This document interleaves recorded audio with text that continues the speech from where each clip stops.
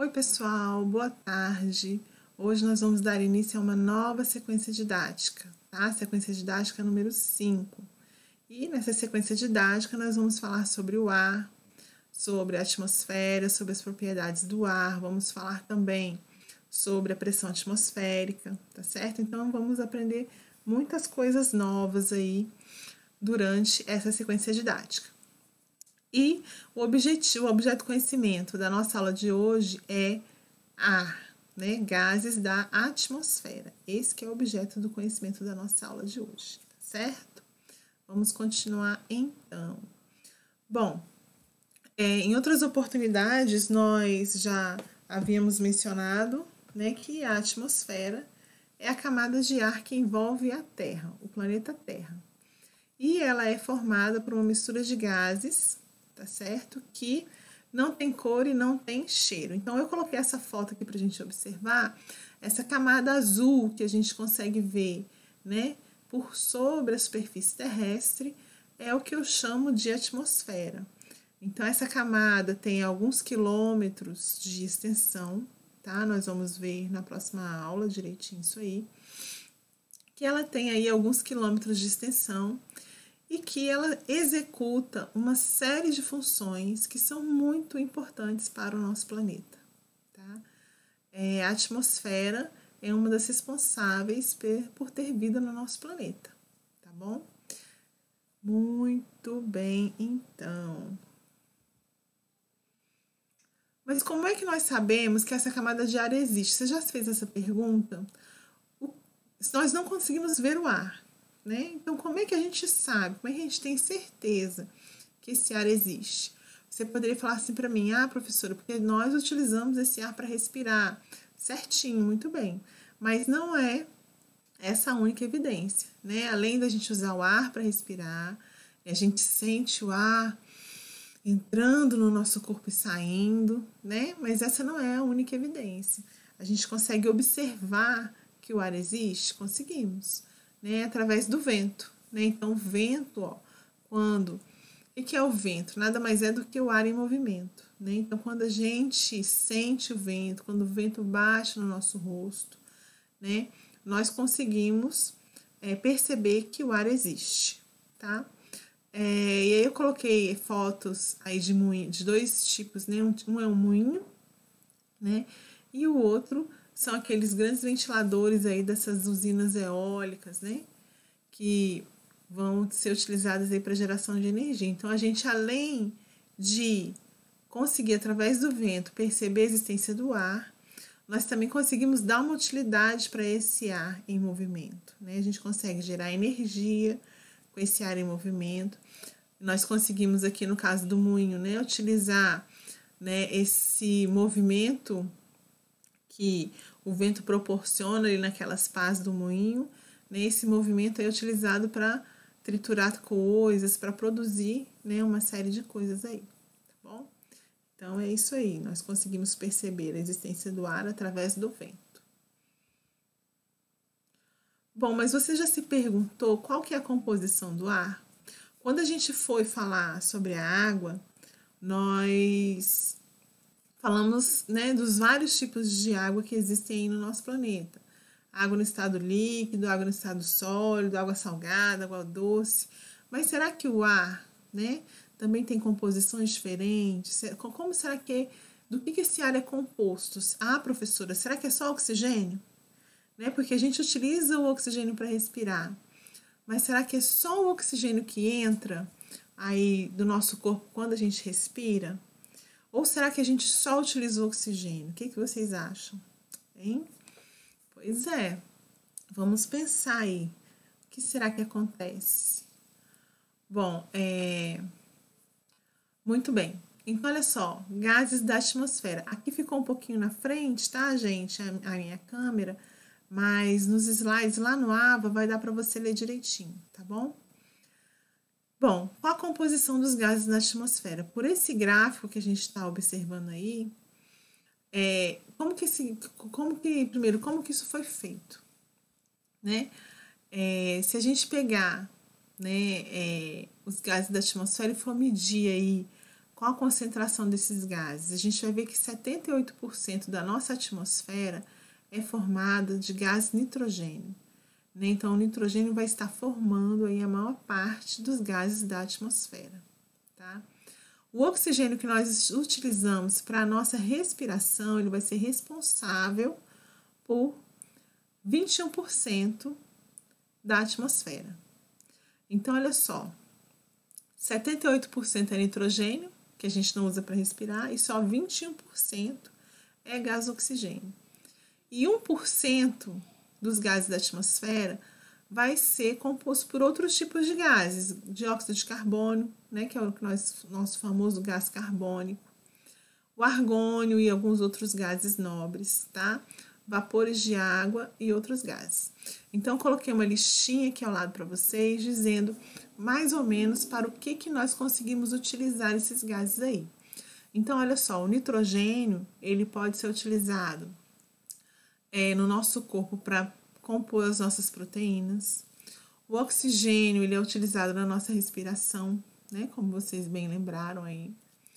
Os gases nobres, que a gente nunca falou sobre eles, hoje eu vou falar um pouquinho, né? Que eles formam aí uma pequena porcentagem da atmosfera, mas que eles também têm funções importantes, tá?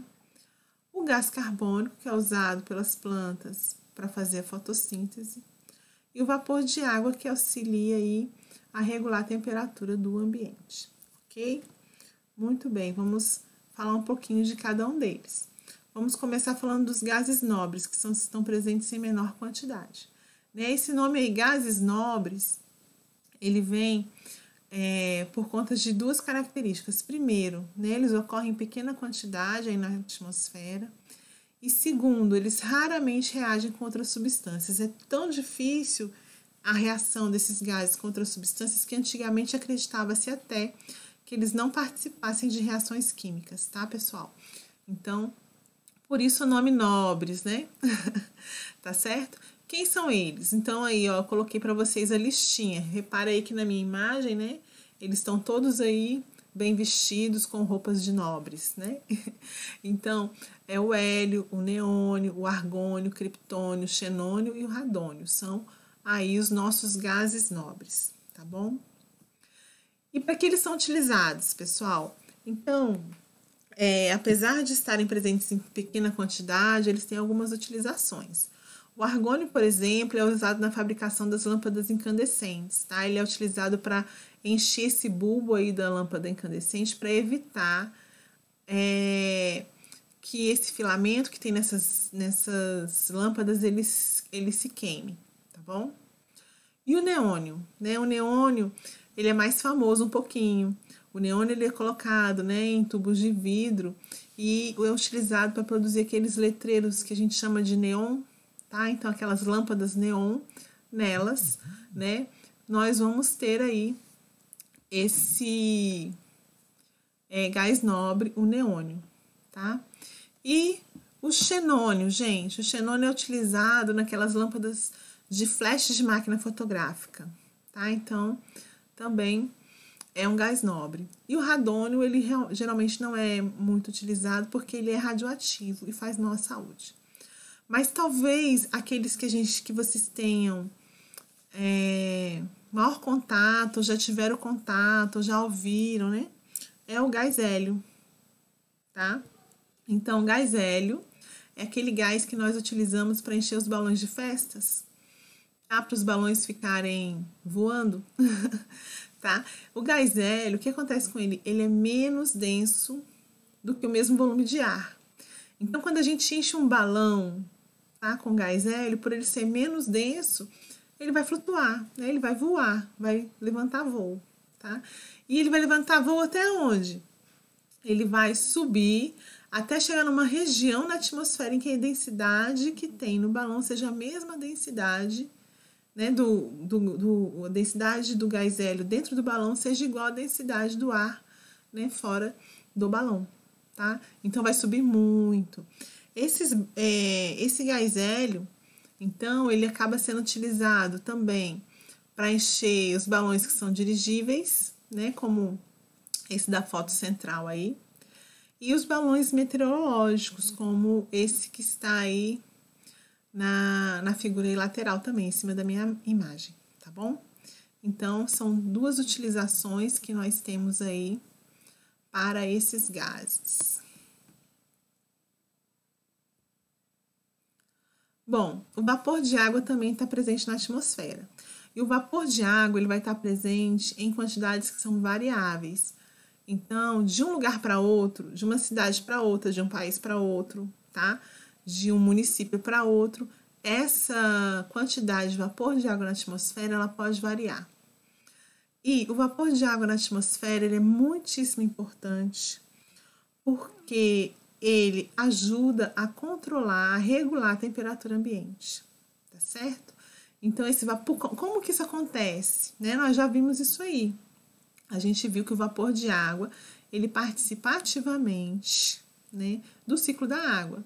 Porque uma vez que o vapor de água é liberado na atmosfera, né, lembra lá, o sol aquece a água, essa água muda de estado físico de líquido para gasoso, que é o vapor de água.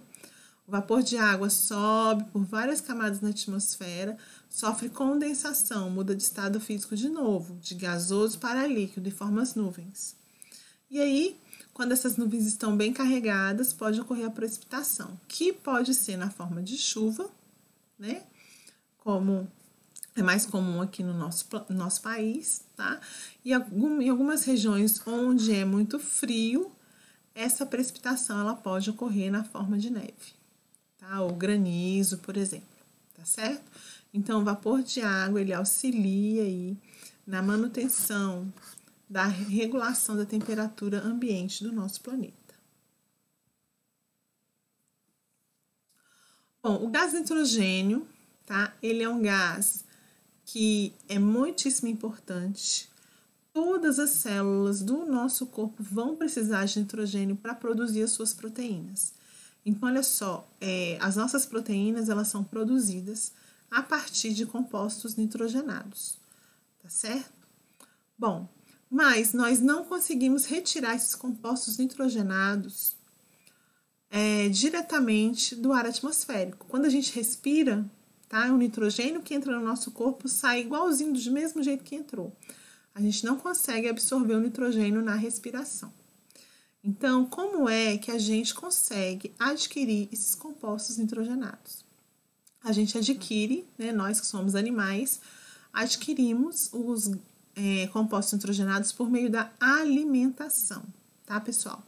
Então, é o seguinte, aí eu coloquei um ciclozinho aí, que é o ciclo do nitrogênio, a minha câmera novamente está aí, né, em cima, e eu tô usando um programa novo, então acho que eu não consigo, por enquanto, não consigo diminuir, tá?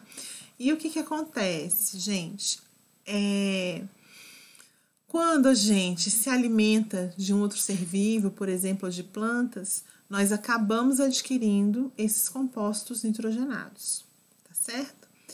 E é interessante a gente perceber que como é que esses compostos nitrogenados foram parar no corpo de outros animais e de plantas, tá? Então, não sei se vocês se lembram, mas quando a gente falou do solo, eu falei para vocês que tem algumas bactérias no solo que elas se combinam aí com plantas leguminosas, estão lembrados? Acho que foi até assunto de uma determinada P, né, pessoal? Então, olha só. Então, essas bactérias, elas vão se unir com as raízes das plantas leguminosas. E aí elas são capazes de fazer o quê? Pegar o nitrogênio do ar atmosférico e concentrar esse nitrogênio na planta. Como? Ela transforma esse nitrogênio do ar atmosférico em sais nitrogenados, que ficam ali no solo e a planta consegue utilizar. Então, essas bactérias, elas estão fixando o nitrogênio no solo, tá certo? Bom, mas é só assim, professora? O que acontece agora? Agora as plantas adquirem nitrogênio e esse nitrogênio vai entrar na cadeia alimentar. Então, o animal se alimenta da planta, adquire aquele nitrogênio. O animal que se alimenta daquele animal adquire aquele nitrogênio, tá? Então, entrou na cadeia alimentar. O que acontece agora? Vamos supor que esse animal morra. Quando esse animal morre, ele vai ser decomposto. Fungos e bactérias vão fazer decomposição desse animal. E, ao decompor esse animal, fungos e bactérias vão devolver esses sais nitrogenados para o solo, que vai ficar acessível ali para novas plantas adquirirem esses sais nitrogenados. Legal? O que acontece também? No solo eu também encontro bactérias que fazem o contrário, que pegam esses sais nitrogenados e transformam no nitrogênio da atmosfera, no gás nitrogênio, tá? E aí lançam isso na atmosfera. Então, dessa maneira eu vou ter o nitrogênio fazendo um ciclo, né?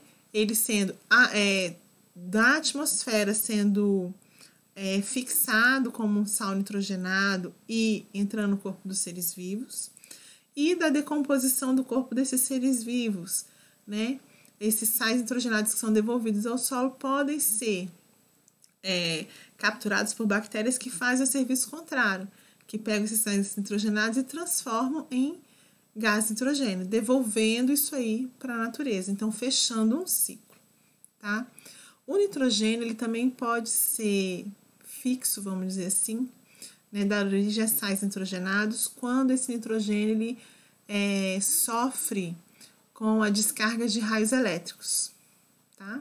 Só que isso ocorre numa porcentagem mais baixa, vamos dizer assim, mínima, perto da fixação desse gás pelas bactérias fixadoras de nitrogênio, que estão nas raízes das leguminosas, ok?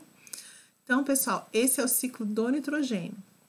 Se vocês tiverem dúvidas, tá? Pode perguntar lá no chat, tá bom? Ou mandar mensagens pra gente no fórum, tá certo? O professor Salomão tá ligado lá no fórum. Muito bem. O gás oxigênio, tá? O gás oxigênio, talvez, para nós, né, seja um dos mais importantes. Todos são importantes, mas o gás oxigênio é aquele que nós utilizamos na nossa respiração, pessoal. Então, esse gás aí vai participar lá do processo de respiração celular, estão lembrados? Quero só ver. Então, ó, o gás oxigênio, ele reage com várias substâncias e participa de vários processos. Eu coloquei alguns exemplos aqui, tá? Eu vou falar primeiro aqui sobre a ferrugem, que é esse que eu coloquei aqui a foto, tá? Então, a ferrugem é resultado da reação do gás oxigênio presente no ar com o vapor de água e o ferro, tá? Então, quando o ferro está em presença de vapor de água e gás oxigênio, pode ocorrer, né, essa reação química que causa, né, a ferrugem. Então, aí coloquei um prego enferrujado, um brinquedo de parquinho, ó, enferrujado, tá bom? E como é que eu obtenho o gás oxigênio? O gás oxigênio ele é obtido a partir da fotossíntese, tá? Vou falar daqui a pouquinho sobre esse processo um pouquinho. Bom, e a maioria dos seres vivos também utiliza o gás oxigênio na respiração celular, como eu disse. Bom, um outro processo que o gás oxigênio participa é a combustão, tá, gente? O que é a combustão? É quando queima alguma coisa. Então, para que ocorra a combustão, eu preciso que o oxigênio reaja com alguma coisa que é um combustível, como, por exemplo, a gasolina, a parafina da vela, o álcool, a madeira. Esses aí são os combustíveis. O gás oxigênio, na reação de combustão, ele é chamado de comburente, tá? E aí eu coloquei aqui umas imagens para a gente observar essas coisinhas que eu estou falando. Então, quando o gás oxigênio participa da combustão, tá? Igual tem aí o fósforo pegando fogo, a vela no exemplo de cima, olha só. Se eu simplesmente acabar com o oxigênio dessa reação de combustão, essa reação não ocorre mais. Então, é por isso que tem um experimentozinho aí famoso, a gente faz em laboratório de ciências, ó, você acende uma vela, e aí a vela tá queimando numa boa, você pega e coloca um copo, por exemplo, de vidro que abafa essa vela, ela fica presa ali dentro. Ela vai continuar queimando até o momento em que exista oxigênio. Quando o oxigênio acaba, a vela apaga, tá? Não faça em casa, tá? Deixa para fazer na escola quando a gente voltar, tá bom? Então, essa reação aí é uma reação de combustão, certinho? Bom, ao lado aí tem uma célula, né? Essa célula aí eu usei também no meu slide lá do nivelamento para falar de respiração celular. Então, essa velhinha aí, ou desculpa, essa célula, tá? Representa uma célula do nosso corpo.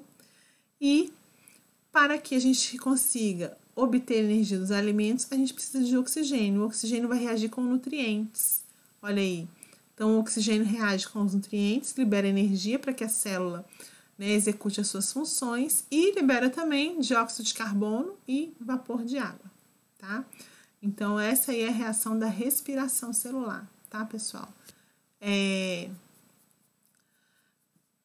Geralmente, o nutriente utilizado, né, falei naquela ocasião, é a glicose, tá bom? E embaixo aí eu tenho a fotossíntese, que é a principal forma de gerar oxigênio, né? Então, as plantas e os seres fotossintetizantes de uma forma geral utilizam gás carbônico e água em presença de luz e clorofila para produzir glicose e gás oxigênio, que é liberado na atmosfera, tá? Então, esse é o importantíssimo oxigênio que nós utilizamos na nossa respiração. Bom, e o gás carbônico? Né? O gás carbônico está presente também geralmente em concentrações baixas na atmosfera. Ele é liberado na atmosfera pela respiração de animais e plantas. Sim, plantas também respiram, tá? E quando elas respiram, elas fazem aquela respiração celular que eu acabei de mostrar no slide anterior, essa aqui dessa célula, tá? As plantas fazem o mesmo processo. Nutriente mais oxigênio libera gás carbônico, água e energia, tá? Então, as plantas também respiram. O gás carbônico também é liberado nos processos de combustão, tá certo? E ele é um gás que ficou muito famoso porque ele atua no efeito estufa, tá certo? Então, ele atua aí no efeito estufa e ajuda, tá, nesse efeito estufa, ok? Vamos ver aqui então, gente. O efeito estufa. O que é o efeito estufa? Tá? Os gases da atmosfera, eles são capazes de absorver uma porcentagem do calor refletido, tá, pela superfície da Terra, não permitindo que esse gás escape, que esse calor escape para o espaço. Então, aí na minha imagem, tá, você vê aí os raios do Sol atingindo a Terra. Os raios do Sol, eles atravessam a atmosfera, ó, e aí esquentam a superfície terrestre. Parte desses raios, ó, lá na setinha de cima, eles são refletidos de volta para o espaço, olha lá, ó. Mas parte desses raios fica presa ali, ó, na atmosfera. Fica preso como, gente? Por esses gases do efeito estufa, eles impedem que esse raiozinho seja refletido. Então, o calor desse raio permanece aquecendo a superfície terrestre, tá? Então, ó, o calor absorvido pela atmosfera é normalmente enviado para a Terra e, dessa forma, a temperatura média do planeta permanece estável.